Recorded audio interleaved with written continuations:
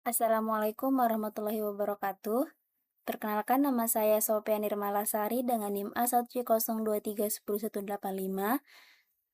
Di sini saya akan mempresentasikan hasil penelitian saya yang berjudul Akuntansi Biaya dan Solidaritas Sosial dalam Tradisi Roah, tahlilan malam pertama, ketiga, ketujuh, dan sembilan di masyarakat Sasak. Sebelumnya, terima kasih kepada Ibu Ayudia yang telah memberikan kesempatan kepada saya untuk mempresentasikan hasil penelitian saya ini. Langsung saja, di sini ada abstraknya, di mana penelitian ini bertujuan untuk memahami struktur biaya, pembagian peran sosial, dan makna simbolik dalam tradisi Roah, yaitu tahlilan malam pertama, ketiga, tujuh, dan sembilan di masyarakat Sasak. Penelitian menggunakan metode kualitatif etnografi dan melibatkan dua informan utama, yaitu Ibu Ju dan Ibu Ana. Data dikumpulkan melalui wawancara mendalam dan dianalisis menggunakan analisis domain, taksonomi, dan analisis komponensial. Hasil penelitian menunjukkan bahwa ROA mengandung sistem akuntansi biaya yang berbasis keluarga, praktik gotong royong yang kuat, serta nilai simbolik pada setiap bahan dan tahapan ritual.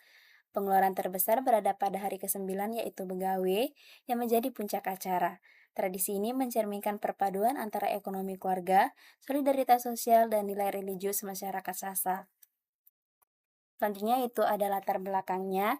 Tradisi roah atau tahlilan di masyarakat Sasak merupakan kegiatan doa bersama yang dilakukan pada hari ketujuh yang dilakukan pada hari pertama, ketiga, tujuh, dan sembilan setelah seseorang meninggal. Setiap pelaksanaannya membutuhkan biaya untuk konsumsi serta melibatkan gotong royong keluarga dan warga. Karena pengeluaran setiap hari berbeda, keluarga perlu menghitung biaya, menyiapkan bahan, dan membagi tugas dengan baik. Penelitian ini dilakukan untuk memahami bagaimana keluarga mengelola biaya, mempersiapkan roah, dan mana budaya yang terkandung dalam setiap tahapannya. Selanjutnya yaitu ada pertanyaan penelitian di mana pertanyaan pertama yaitu ada bagaimana keluarga menghitung biaya untuk setiap tahapan roah. Yang kedua itu bagaimana proses persiapan bahan dan masakan pada hari pertama, ketiga, tujuh, dan sembilan. Mengapa biaya meningkat pada hari ketujuh dan kesembilan. Dan yang keempat itu ada bagaimana pembagian tugas keluarga dan warga. Yang kelima itu ada apa bentuk bantuan sosial dari masyarakat dan yang terakhir itu apa mana simbolik dari bahan dan ritual roah. Di sini ada 4 tujuan penelitiannya. Yang pertama itu, mendeskripsikan struktur biaya roah, yang kedua itu ada mengidentifikasi pola gotong royong dan pembagian peran, yang ketiga itu ada menganalisis mana simbolik makanan, bahan, dan ritual roah, dan yang terakhir itu ada menyusun taksonomi budaya dan komponensial perilaku sosial dalam roah. Selanjutnya itu, ada metode penelitian, di mana, jenis penelitiannya itu kualitatif etnografi dengan teknik pengumpulan data, yaitu yang pertama ada wawancara mendalam, yang kedua itu ada observasi budaya, yang terakhir itu ada analisis dokumen biaya. Di ini, untuk analisis selanjutnya itu untuk teknik analisisnya, yang pertama itu analisis domain, analisis taksonomi, analisis komponensial, dan yang terakhir itu ada tema budaya. Di sini ada subjeknya yaitu Ibu Ju dan Ibu Ana. Keduanya itu merupakan pelaku aktif dalam tradisi roah keluarga. Satunya itu ada hasil penelitian dan pembahasan, di mana biaya roah hari pertama dan ketiga itu Ibu Ju mengeluarkan biaya sebesar Rp800.000 dan di hari ketiga yaitu sama sekitar Rp800.000. Sedangkan, Ibu Ana pada hari pertama itu mengeluarkan biaya sebesar Rp950.000 dan sama juga pada hari ketiga itu mengeluarkan biaya sebesar Rp950.000.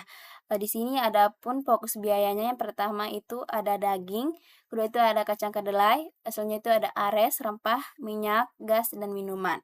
Selanjutnya itu ada, hari ketujuh, di mana hari ketujuh ini, biaya meningkat. Sedangkan untuk, Ibu Ju itu mengeluarkan biaya pada hari ketujuh itu sebesar Rp1.210.000, sedangkan untuk Ibu Anah itu mengeluarkan biaya sebesar Rp1.450.000. Di sini ada pun penyebab biaya meningkat, yang pertama itu ada tamu lebih banyak, yang kedua itu ada porsi masakan meningkat, dan yang ketiga itu ada bumbu dan bahan lebih banyak. Untuk ke hari ke-9 yaitu hari puncaknya itu, begawe istilahnya di Sasak. Di masyarakat Sasak ini, yang di mana Ibu Ju itu mengeluarkan biaya sebesar Rp6.340.000, sedangkan Ibu Anah mengeluarkan biaya sebesar Rp7.300.000. Komponen utama, meningkatnya harga ini di hari ke-9 itu yang pertama itu, ada membeli kambing sekitaran harga 3 sampai 3,5 juta, ada daging tambahan, beras timbang, rempah besar, minyak, gas, dan minuman.